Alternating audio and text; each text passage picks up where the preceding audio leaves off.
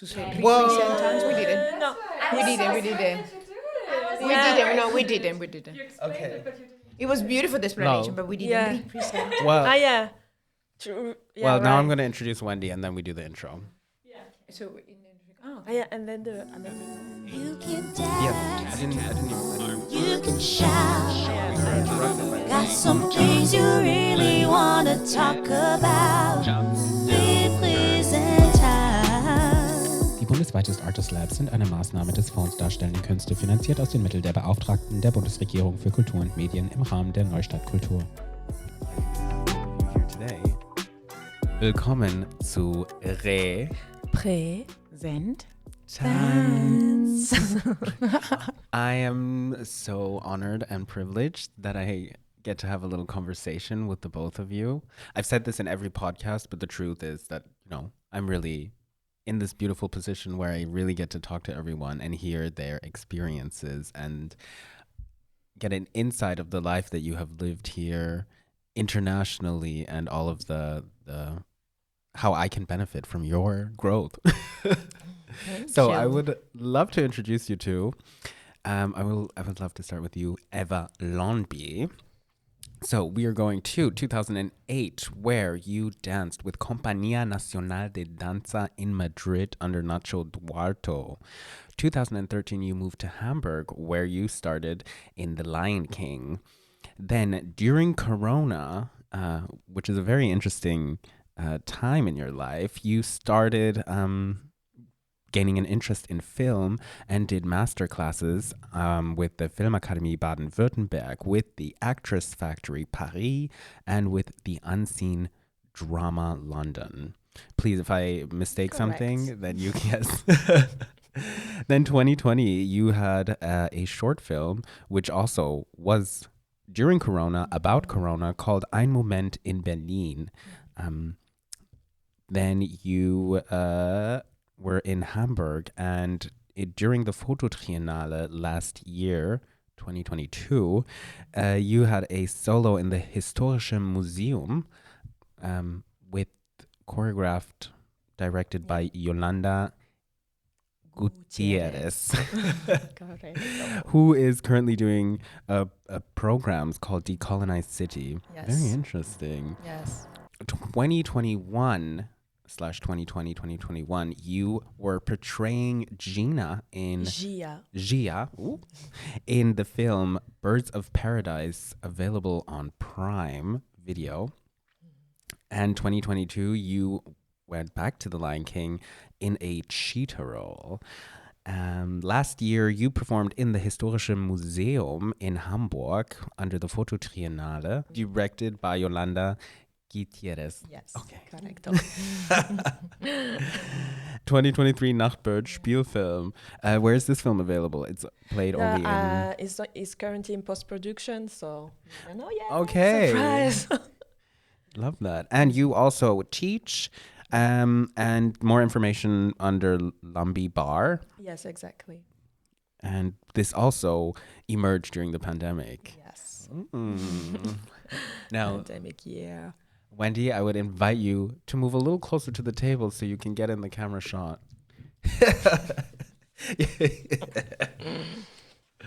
All right. Wendy William Tornes. Hola. Hello. You were at the National School of Dance in Havana, Cuba. During your summer, you went to New York to Broadway Dance Center Dance Steps to learn jazz, pop, hip hop, and all of the Western dance styles. Then we moving to 1996, where we start in Chicago Teatro Nuevo Apollo, where you toured with the Chicago production through Spain. We were in Beauty and the Beast in Madrid. 1999, you came to Germany Nationaltheater Mannheim. Then we're skipping to Cirque du Soleil Montreal, Zumanity, one of my favorite shows. And then you started doing, an independent project with company Rafael Amargo back in Spain. And you went to Staatstheater Erfurt, Staatstheater Fürth, in soloist roles. Then going to Cirque du Soleil with Lion in London and in Madrid. 2005, you were soloist at the Dawnland Dance Company Staatstheater Saarbrücken. Since 2006, you have been with the Lion King in Hamburg, then Madrid, and now Hamburg again. And this is where we can see you on stage. One of your first choreographies was in 87, Te Soy Buscando America in Havana, Cuba. And your latest work was in 2014-15 as a choreographer director, a stage play called For Colored Girls Who Have Considered Suicide in Madrid. And today you are also teaching, you started teaching at Joop van der Ende School here in Hamburg. And yeah, it is my pleasure to have both of you here today. Willkommen zu Send. Tanz. Both of you can sing, and I'm just here like, try to keep up. We will try our best. No, I will try to keep up. So I'm going to jump a little bit into the corona pandemic time. First, I want to ask you a question, Wendy. You have so many different experiences with different artistic companies, and I have seen so many switches. And in a previous talk, we off camera we talked about switching things and why we do it. And my question to you is, what was your inspiration or your need for this and for exploring? I think the inspiration having always been curiosity, having always really curious about being able to breathe and live and enjoy different experiences. That's why even when I have been always a contemporary dancer and I have been always being freelance in my profession in general through all these years, at the same time I have been doing musicals, I have been doing theater, I have been doing movies, I have been doing Cirque du Soleil, and I have been doing small projects too at the same time that I have been also having contracts or fixed contracts with certain companies. I'm just going to direct this a little into Microphones. Yeah. Yeah, curiosity. Answering to your question, really. Yeah. Like it was since beginning, since I'm little, no, the curiosity of experience different things, to experience all and to be open to it. And I'm really, really happy. I'm really glad after all these years that I did that. Oh, and another thing, like, I might be leading this conversation, but I'm super happy if you jump in and you have a question that I didn't think of. I'm just want to put that out of the room. We will ask. Yes, and something that connects both of you is the Lion King in Hamburg. And I would love to hear a little bit about behind the scenes of navigating being in Hamburg. We also had somebody, Monique McDowell, who talked about the Lion King and being in this bubble of diversity and then leaving, not necessarily even having the time to leave to see what Hamburg is about, but just, the theater life and living in a bubble, and that in comparison to living in Germany.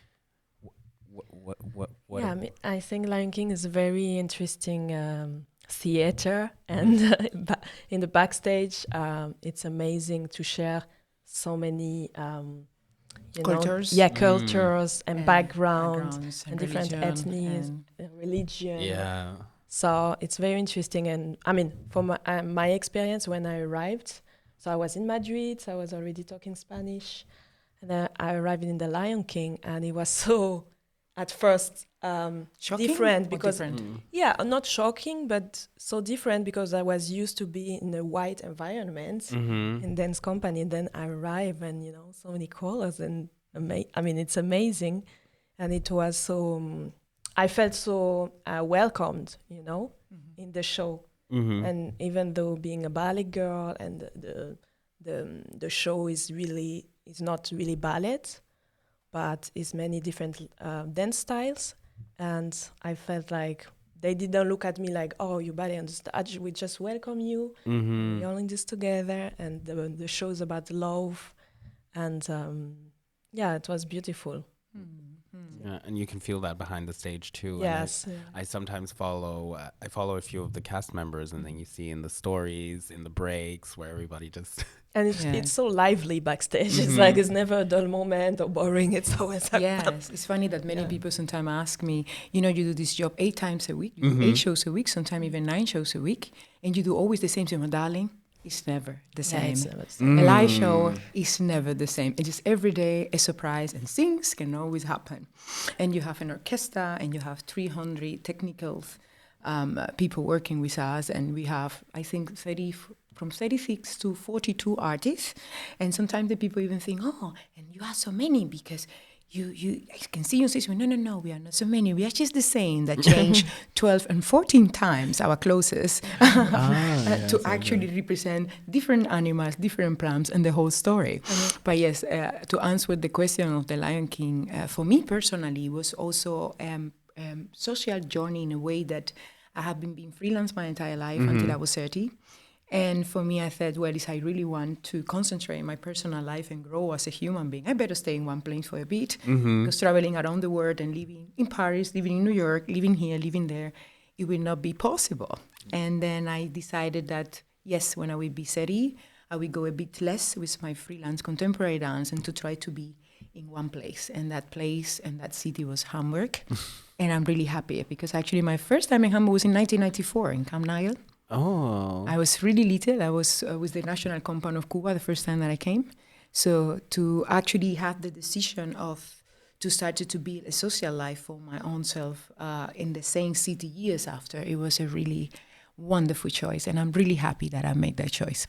And yes, the theater is wonderful with all the cultures. And it's also a special theater because it has been going since 22 years. It's going to be this year.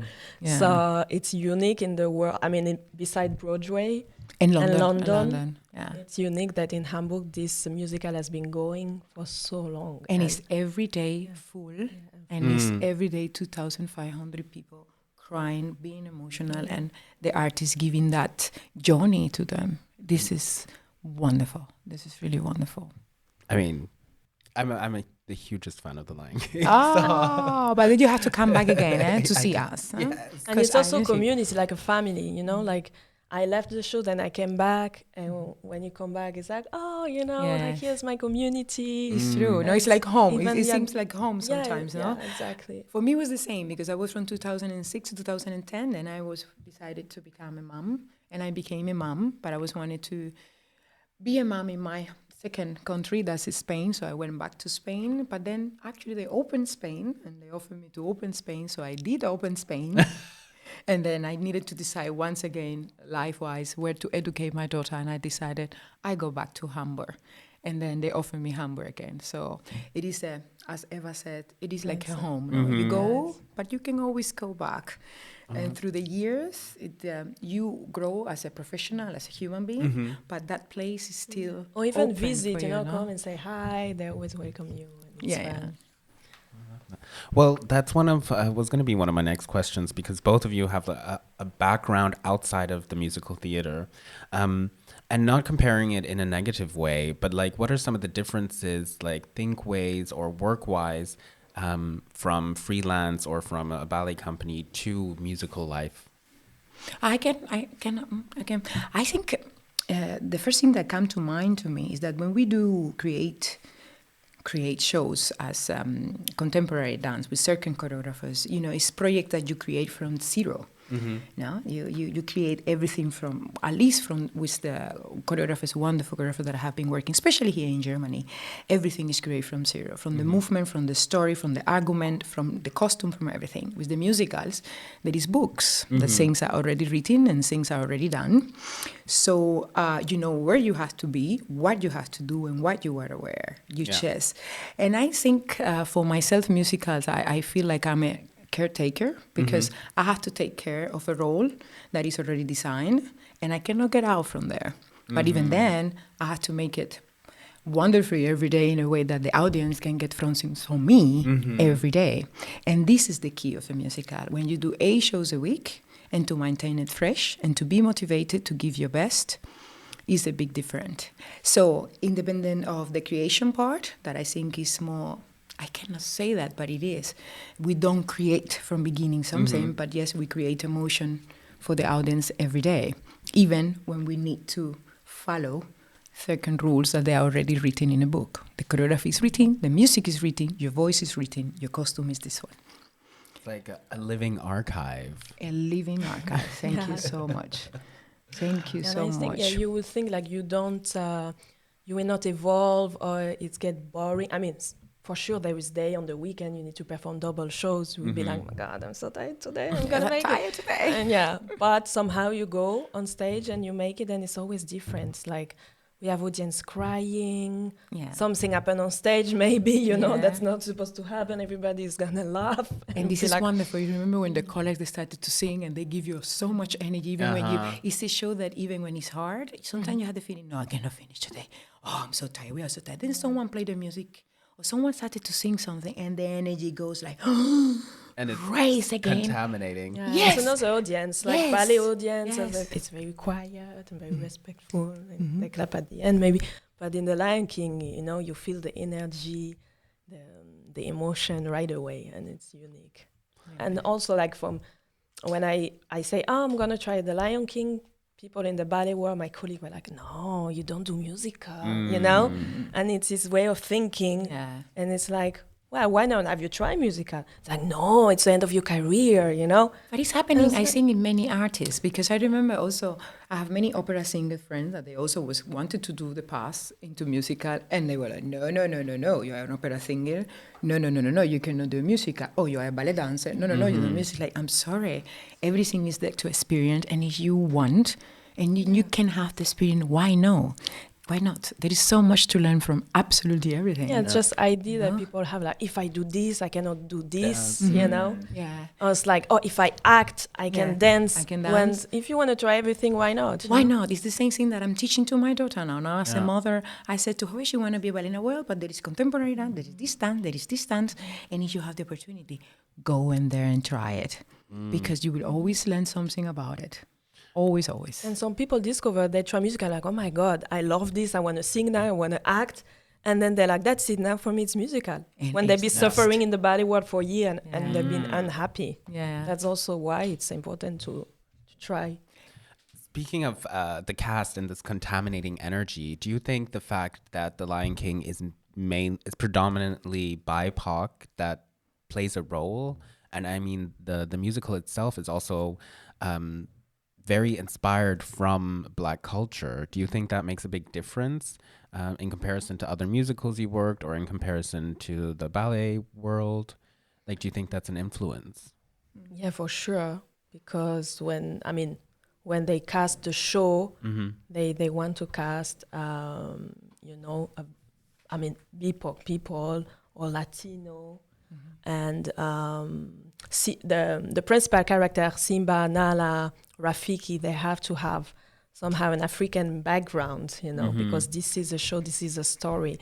So to cast maybe somebody who's like white, you know, now they open it a little bit more for Simba or characters like Nala as well. No, but they have to know also because the show is also played in Spain. The show is also played in China. The so franchise you need to put a Chinese person to play that character, no? And but the roots of the show, have to be South African, especially the ensemble, because it's created by them. Only they have that amazing singing culture. Only South Africans, they do that. And yes, every Lion King show half of the cast is always a South African, because the magic that these people can build, this is only in their culture. And it's also why the audience come back and want to see this culture, this experience, authenticity. You know? But of course, it's open and it's still opening because, of course, it's open in different countries with different cultures, and they have to integrate also the other people from that cultures into the show. No? And this is also wonderful. By the way, talking about integration, I have something important to say. Can I? Yes, of course. Yesterday, actually, I was talking especially with one of our artistic director of the stage entertainment, and there was a person that actually is starting to prepare for disabled people to be able to come to our shows and enjoy it. And this integration is really important. For example, people that they are not able to see, they will have even a box when they arrive to the theater to be able to touch and to feel how the scenography look, where everything look independent, and then in their phone there will be a whole written story of what they will see. And as all disabled people, they will have now a tool where they can enjoy our show by listening, by looking, by touching. Almost they will smell the show, and I'm so happy about that. Because sometimes when we speak about integration, we forget that there is many other forms of integration that we still need to open our doors to. Really happy for in that. all area, not only like musical, no, in theaters and cinema. Everywhere. But at least now an old show like Lion King will give that opportunity to people, and then I think they will start open little by little also in the other musical theaters, at least from the stage entertainment company, no? But it's such a wonderful thing to see these children and these old people, whoever comes that have a disability, will be able to smell and enjoy the show they play. That is really wonderful. Yeah, I mean, I don't like that I'm focusing so much on the Lion King, but I'm trying to keep this BIPOC and this representation kind of in the theme of it all. And Lion King has a very long run, and both of you came here because of it. And what was your thought? Was it just like, oh, I want to do musicals, or I want a stable job, or oh, I want to be a part of that fire that this musical has? Well, for me, it's a bit of everything. First of all, I saw the show for the first time in Madrid. I was living in Madrid, and I was in the Compañía Nacional de Danza.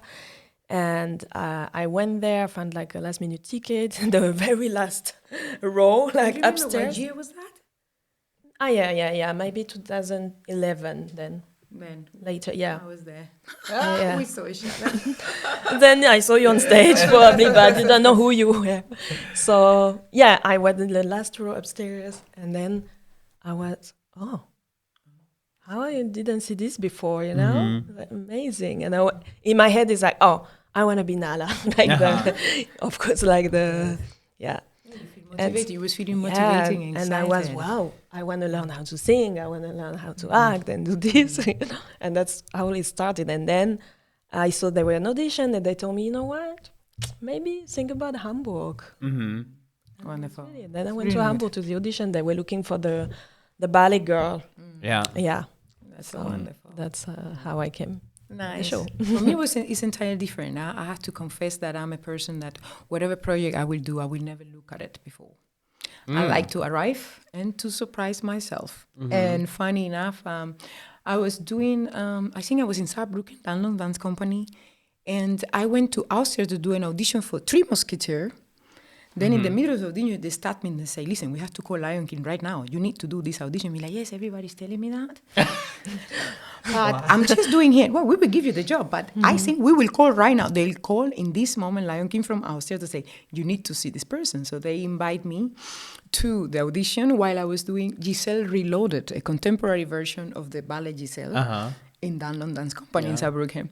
And then I went to the audition, I passed the audition, and I remember the choreographer and the director of the company saying, are you leaving because you will do a plant? And I'm like, yes, I will do a plant.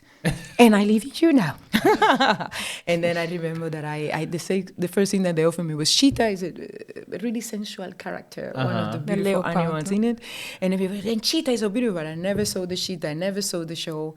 And actually, I have to confess, I never see any show or company where I go to work. I always like to get there and surprise myself and to leave the experience from zero into myself until the end. When I took the Chicago musical contract, I didn't went to London to do Chicago. Actually, I went to London, but I didn't see Chicago because I wanted to dive into it without any extra information, just by my experience. But I always do that. I'm all totally opposite. I know that everybody else, you get a contract, let's go and see and prepare myself. No. I just want to surprise myself when I get there. And to say last, actually, when I started the Cheetah the first day, I was like, oh God, I think I want to go home now.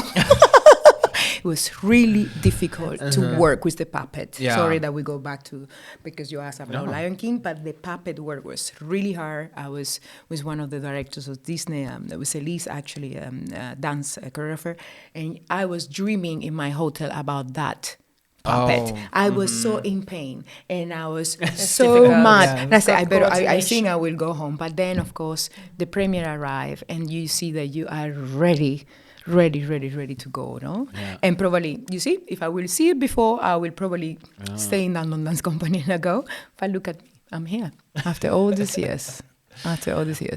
Yeah, like a thing about me, I actually auditioned for the Lion King London in 2009 before I started my ballet dance career. Yes. But I was not that lucky. Oh, darling. But you know what? You know what is, Pascal? I think it is dependent of sometimes what they, they let someone leave and they are looking for this person in this moment, because I have so many people that they go, okay, And no, then- and the next year, oh, yes. And the next year, just again. And Yeah. That's also you the know, musical world. It's like very specific what they're looking for. sometimes, It's like, this person row, is leaving, second it's a person like zebra. this. Yeah. It's kind Yeah. of small and this body type. So Yeah. they want this, they look for. But I think it's in every audition sometimes. Yeah, And in the yes, of companies, course. it's They're the always same. You know, the looking. choreographers sometimes they are looking for third and sing. Of course, Yeah. you have the quality of your movement, but sometimes also the look. I remember in the Download Dance Company when I went to the audition, she was like, "Okay, you are not what I'm looking, but now I can see that yes, you can be what I'm looking for." You know, because I Yeah. can create that character through you too. And then, you never know. Auditions is our life. But that's a good segue into like auditions and accessibility and roles that BIPOC people get to dance. Yeah. Moving a little bit away from the musical theater Yeah. now, like what are your experiences in the past where you were doing roles based solely because of your look? I tell you, for example, I did in Erfurt, Marie Antoinette, and I was the principal role. I was Marie Antoinette. So Marie Antoinette came from Cuba, is black, and it was so incredible because Erfurt is actually the east part of Germany. Yeah. So the choreographer, she didn't show me, but I guess she have a certain She knew. momentum of okay. And I remember getting out of the show, and not only of the show, getting out of parties at 4:00 in the morning, and to see your face, your black, beautiful face, in every station, in every bus station, in Hauptbahnhof, everywhere. And me going with my friends like, that is actually me. So I think it is, at least on my experience, in every theater, in every company, it have been so naturally, so open. They are not looking about your look. They are looking about a story that they need to tell. And if you are the best person to tell the story, you are. There is no movies about Marie Antoinette. Look, now Bridget, the queen, is black. Well, I did this in 2004. I was Marie Antoinette in 2004. And then in Mannheim Company, the same with Philippe Tallard, I did the Requiem of Mozart. Okay, the girl that was doing it before was Japanese. And then I arrived, I learned the role, and I was doing the principal role during 3 hours, and the audience was accepting it wonderfully. That is, very interesting because it reminds me of today Ariel or, Exactly. And It's about the story It's and- about the essence of the character. Are you Exactly. embodying the essence of the character of the story? Exactly. It's not about like, oh, she need to be white or she need to... And I love this because what you say, it's... Yeah, it's about to tell the story. This person To is tell the able. story. She have the quality that I need, but let's go for it, no? And it's happening, and it have happened even before, and I hope that it will happen more and more and more and more. And I think it's about also seeing and be open, not to be, no, my character needs to, it's white because, it's Yeah. Ariel, and be open that, oh, look, this person can do amazing. Exactly. And Ariel was, for example, it was amazing. I mean, like a Black Panther, but Black Panther is different because they want it, black person. But Ariel was, people were not believing what they see, the little girl. Yeah, exactly, and all the exactly. reactions. Yeah. And it's everywhere. Harry Potter, for example. Black characters also principal in the contemporary dance life and But characters still, there are people who also. are not happy, be like, no, it's not correct. In our little round upstairs, you spoke that you haven't had any that you've had positive experiences in the dance world in Germany, and already like the resonance in the room was very questioning, like, I maybe even of a point of jealousy, like I wish that was me. And Eva, you mentioned a bit of having this eye-opening experience and noticing things. So when you hear Wendy talk about this beautiful career that she's had, how does that make you feel with the things that you've gone through? It made me feel like I'm happy for her. Like, wow, nice that you are, you know, and that's every person has a different path and journey, experience, and it's not black either white. You know, it's not that it was really bad. It's not. It's like a roller coaster. Good moment, bad moment, and I think, of course, there is positive experience like Wendy. But there is also negative experience. There is also negative. There is also both. For me, it was not bad or good. It was like, moments, very good moment, very bad. Also nothing to do with like diversity or color, but like just proper harassment, you know, for example. And this is also the problem in the dance world and the ballet world in general. There is a lot of harassment that is just like being very mean for no reason, you know, and this is also what needs to be changed. And I hope that it change. Now as a mother, I am, yes, I have a lot of talk to my daughter who actually decided to be an artist and actually now decided to be a dancer, of things that she should say no, and that she ever should let happen, even when she's little. They are smaller, but they understand. And she's doing quite well, I must say. But of course, since beginning, that she decided, I have been really open-minded to explain to her what is needed. Now, most important that people, whoever it is, even if it's your teacher, has to treat you with respect and and dignity. And even if it's your teacher, you say no, and that is not right. And then you come to Mama, and Mama, we talk. Exactly. It's really important. Yes, and it's as a child, I know that that really means a lot. And not everybody has this family to go back to. For example, in Havana, my daughter, sorry, one second, she did the show with us, the Lion King show, and I remember that I asked to the theater to be able to bring all the kids from her classes to actually be the rehearsal, at the rehearsal. And I remember that, yes, we were able to bring all the kids and to see kids that they have never seen a theater before, have never seen light, have never seen a stage, and have never seen a black girl being the principal character. They were so mind-blowing that we even create a space for them after that to give questions and to ask questions to us about the show and about everything. And many of them, they even started in the Lion King School after that experience of motivation. No? So this is also wonderful, that they feel represented and that they feel motivated and that they can discover a new world even for themselves through our job. That's beautiful. Discovering a new world brings me to your newly found passion for acting or really pursuing this career. I'm like building the bridges here. So this all happened mainly during Corona. What influenced you, or what inspired you? What drove you? What was going on? Well, since a kid, I wanted to be an actress, really. It's just that I didn't allow myself to believe I can, or maybe in my surrounding, my family, it was not something that is like that I can dream of, you know. And so I actually started to do like workshop. As a kid, I did workshop in acting, and then in Madrid, I took some classes, and I tried to research agency and stuff like this, but I was too busy with dance as well in my career. So it was like, okay, how I'm going to navigate? I'm still young, but no, and, you know. And then also the people, oh my God, you give so much away to dance. You're not going to stop now. So it was all in the mind, like, what is the right thing to do?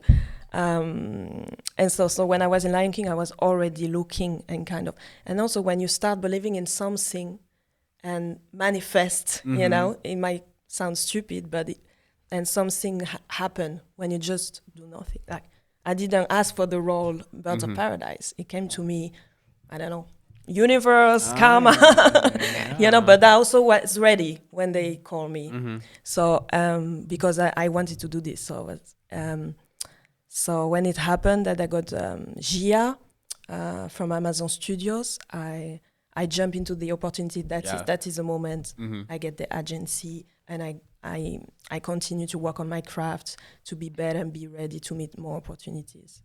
And it is sure a very hard world to navigate the acting industry, especially now with a strike. And there was a pandemic, now a strike. Oh my God. It's like, I can imagine. But it's a research. It's community. It's also finding your community. And by doing masterclass and meeting people, you find yourself a community. I have many friends actors now. The fact that I work with Amazon Studios and this wonderful team, and keeping the contact with them, stuff like that, and share what you are doing. It's a discovery Of a new opportunity. Yeah, and Chance. It's challenging, but it's always like believe in yourself. No matter what happens, it's not about what you get. It's more like how you react to things, and what is your truth. What I'm bringing to the table, And this is also, it reminds me when I audition for dance, but it's not about me. It's also this. It's about the story and The story and the character. Yeah, Exactly. yeah. But Pascal, now that you're asking to ask, can we make a pause? Yes, I will ask to you the same question. Because as far as I remember that I love you as a dancer. And I saw you in some classes that we did together that perhaps you don't remember. And I wanted to ask to you right now the same question that you asked to us. What make you to be where you are now? Well, what made me? Well, it all started when I was a little child, and I just grew. I told my mom after watching a dance class, I want to do that too. And with being in Jamaica at that point, my mom being a Western woman, she saw no problem in it. So that's how I grew into dance. And when I decided to pursue this career, after never having done a ballet class till I was 18,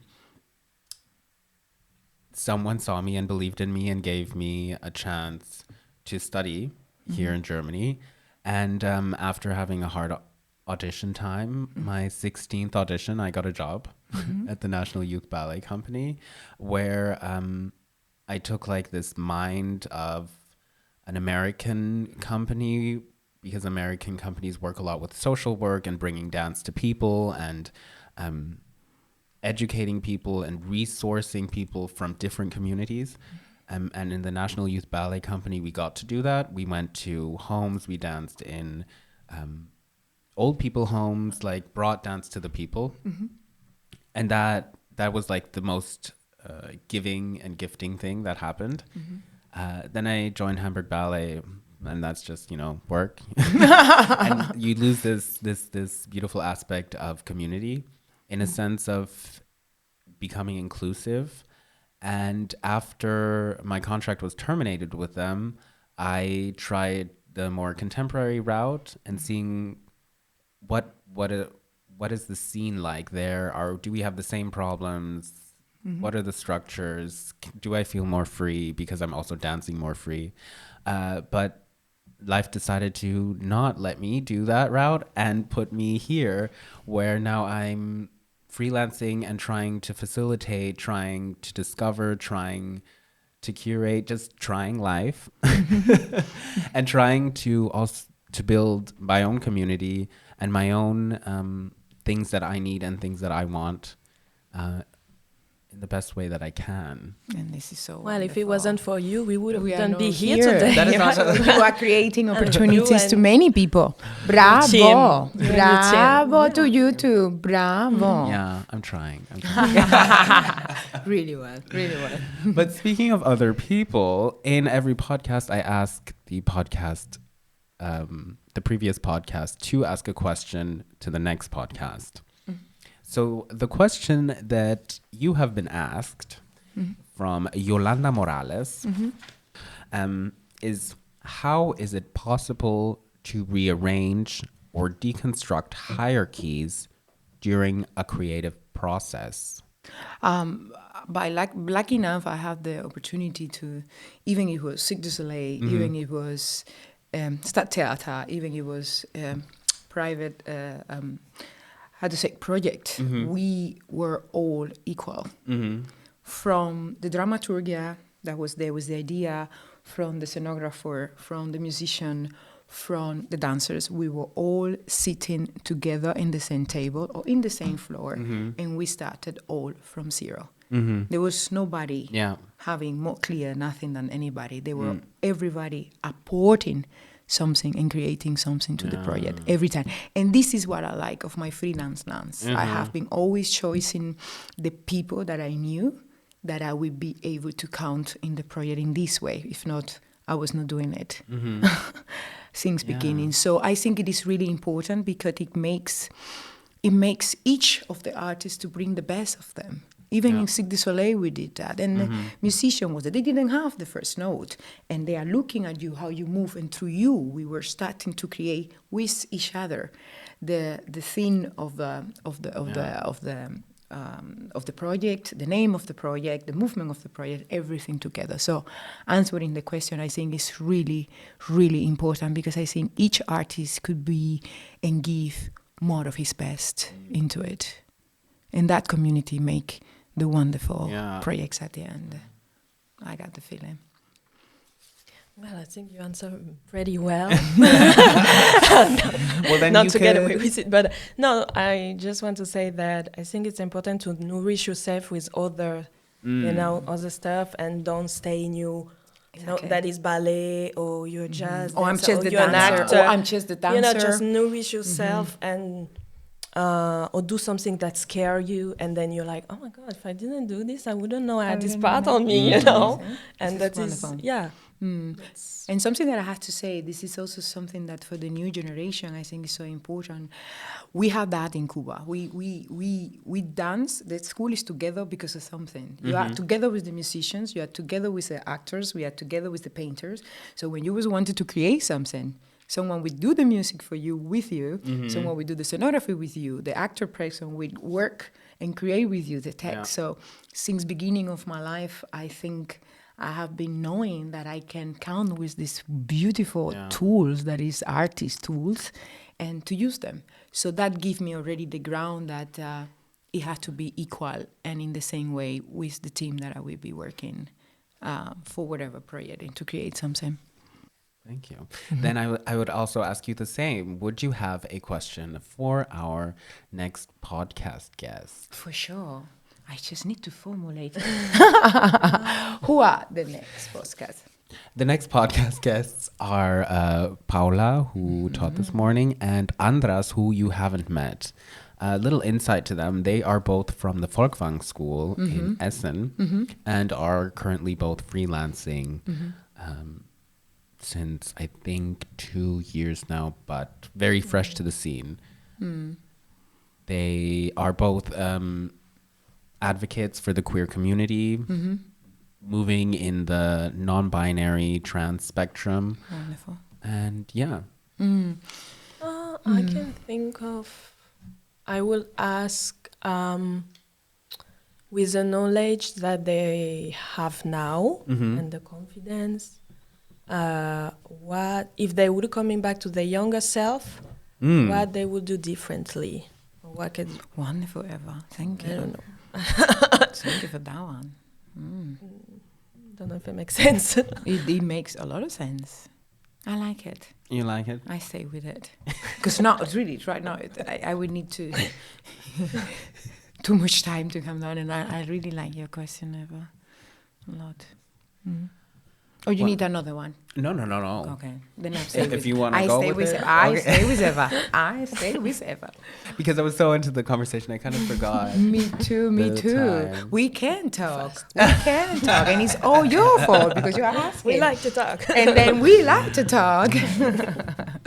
Well, in this point, I'm gonna thank you. What I said at the beginning about enriching myself through your knowledge, I really feel that way. And not being in the musical business, I really got to find out what it is to be behind the scenes and to be a part of this beautiful community. And thank you very much for that. I am so excited to see what future projects will bring and how our paths will continue to align. And thank you very much for being here. Oh, thanks Thank to you. you. Thank Thanks to you, you. Having a Wendy. pleasure. And thank you, Eva. Please follow us on all social media platforms. You are listening to Present.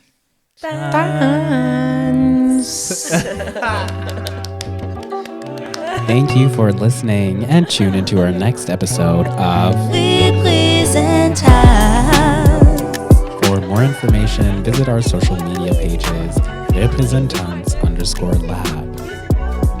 The content on this podcast has been verified to the best of our abilities. We cannot guarantee that there are no mistakes or errors. We sadly acknowledge that at the moment we have no representation of a person with disabilities. This podcast is for informational purposes only and should not be considered as legal or medical advice.